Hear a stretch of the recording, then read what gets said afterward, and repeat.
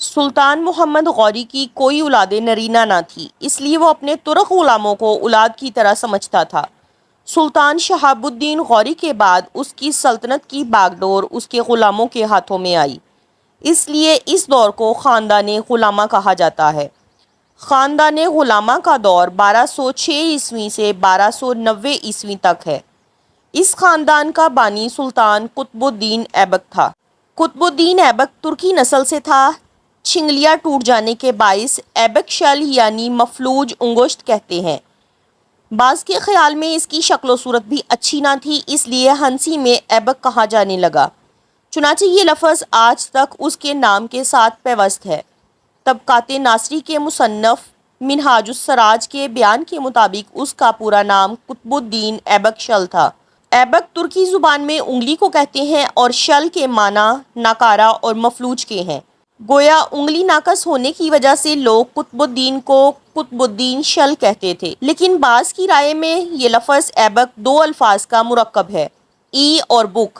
ای کے معنی چاند اور بک کے معنی سردار، یعنی چاند کا سردار، بہت خوبصورت آدمی۔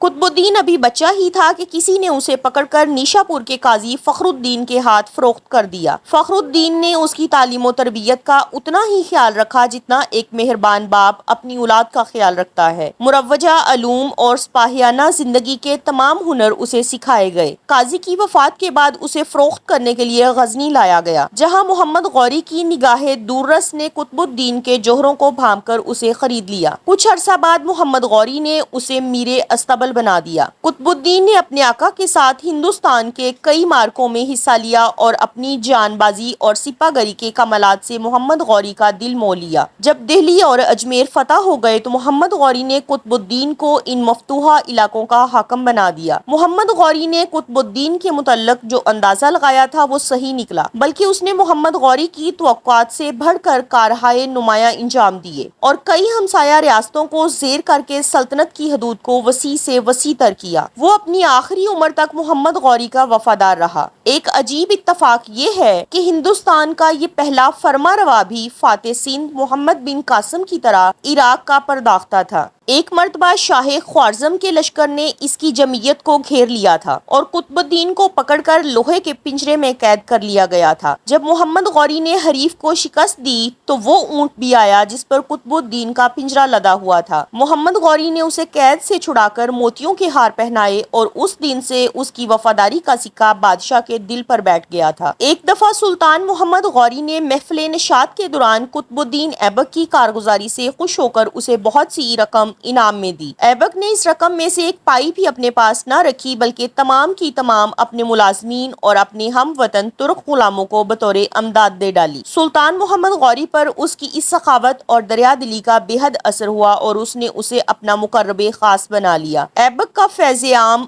آخری دم تک جاری رہا اور اسے فیاضی کا پیکر ہونے کے باعث لکھ بخش یا لکھ داتا کے نام سے موسوم کیا جانے لگا۔ فرما روا بننے سے پہلے قطب الدین ہندوستانی مقبوضات کا نائب السلطنت رہا۔ اس دور میں اس نے شاندار فتوحات حاصل کی اور سلطنت کو وسعت دی۔ اس نے کہرام کو اپنا دارالحکومت بنایا اور مفتوحہ علاقوں کے نظم و نسق کی درستی کی طرف متوجہ ہوا۔ قطب الدین ہر معرکے میں محمد غوری کے ساتھ رہا۔ اس کی شاندار خدمات سے خوش ہو کر سلطان محمد غوری نے اسے غزنی بلا کر انعامات سے سرفراز کیا اور تاج الدین یلدوز کی لڑکی سے اس کی شادی کر دی۔ ان فتوحات کے بعد قطب الدین نے مزید فتوحات ملتوی کر دیں اور 5 سال تک سلطنت کو منظم کرنے میں مصروف رہا۔ 1202 میں ایبک نے ایک بار پھر فتوحات کا سلسلہ شروع کیا۔ قطب الدین ایبک کی بیش بہا خدمات کا اعتراف کرتے ہوئے اسے عنایت خسروانہ کا مستوجب قرار دیا۔ ملک کا خطاب اسے بخشا گیا۔ یہ خطاب ان دنوں بہت بڑا اعزاز سمجھا جاتا تھا اور بادشاہ کے سب سے قریبی معتمد کو دیا جاتا تھا۔ اسی پر اکتفا نہ کرتے ہوئے سلطان نے ایبک کو اس کی بے حد اطاعت گزاری اور فرما برداری کے انعام کے طور پر اپنے تمام ہندوستانی مقبوضات کا حاکم اعلیٰ مقرر کر کے اپنا ولی عہد مقرر کیا۔ ان عظیم اعزازات کے باوجود ایبک نے اپنے آقا کے سامنے خود کو ایک نہایت اطاعت شعار غلام کی صورت میں رکھا اور اس کے جیتے جی کبھی بھی خود مختاری کا خیال تک اس کے دل میں نہ آیا۔ البتہ سلطان کی شہادت کے بعد اس کی اولاد نرینہ سے محرومی کی بنا پر قطب الدین نے دہلی میں اپنی تاج پوشی کر کے ایک خود مختار فرمانروا کی حیثیت اختیار کر لی۔ 1206 میں محمد غوری کی وفات پر قطب الدین ایبک ہندوستان کا خود مختار فرمانروا بنا۔ سلطان محمود غوری نے، جو غیاث الدین غوری کا بیٹا اور غزنی میں سلطان محمد غوری کا جانشین تھا، قطب الدین کی خود مختاری تسلیم کر کے اسے شاہی نشانات، چتر اور دورباش بھیجے۔ اس نے دہلی کو دارالحکومت بنایا۔ قطب الدین نہ صرف فاتح اور لائق فرمانروا تھا بلکہ اس کو فن تعمیر سے بھی فطری لگاؤ تھا، چنانچہ اس نے کئی ایک عمارتیں تعمیر کروائیں۔ اس کی بنوائی ہوئی مشہور عمارتیں مسجد قبۃ الاسلام ہے۔ یہ مسجد دہلی کی سب سے پہلی مسجد ہے۔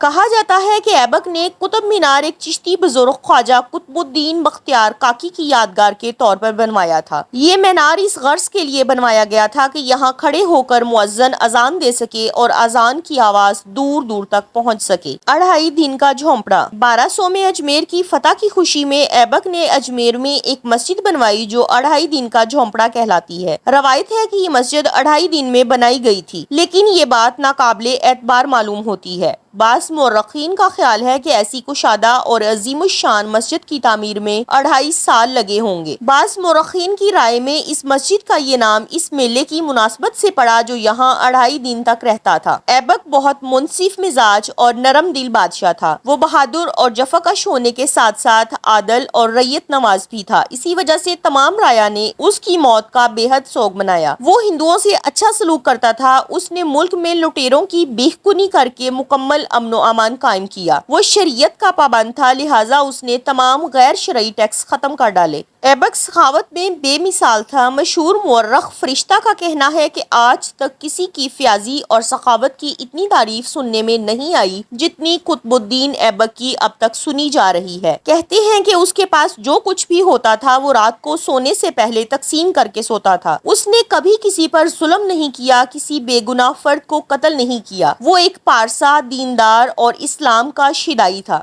اس نے کسی غیر مسلم کو مذہب کے نام پر کبھی سزا نہ دی اور نہ کسی کو قتل کیا۔ وہ بڑا عادل، منصف اور علم پرور تھا۔ مورخ فرشتہ اس کے عدل، فرض شناسی اور سخاوت کا بیان کرتے ہوئے لکھتا ہے کہ لوگوں نے صدیوں بعد تک اس کے نام کو ایک مثال سمجھا، اور جب کبھی کسی اچھے بادشاہ سے کوئی اچھا کام ہوا ہوتا تو لوگ اسے قطب الدین ایبک سے مشابہت دینے لگتے۔ اس نے محبت و شفقت اور نیکی و شرافت کا چال چلن چل کر برصغیر کی ہندو رایا کو اسلام سے نہ صرف متعارف کرایا بلکہ اسلام سے ان کی اجنبیت دور کی۔ اس کے دور میں ملک میں امن و امان اور خوشحالی کا دورہ رہا۔ قطب الدین ایبک کو چگان مطلب پولو کھیلنے کا بہت شوق تھا۔ 1210 میں لاہور میں چگان کھیلتے ہوئے گھوڑے سے گر کر مر گیا۔ حسن نظامی کے بیان کے مطابق وہ گھوڑے سے گرا، گھوڑا بھی لڑکھڑا کر سلطان پر گر پڑا۔ زین کا اگلا آہنی حصہ اس کے سینے میں لگا اور اس کی روح پرواز کر گئی۔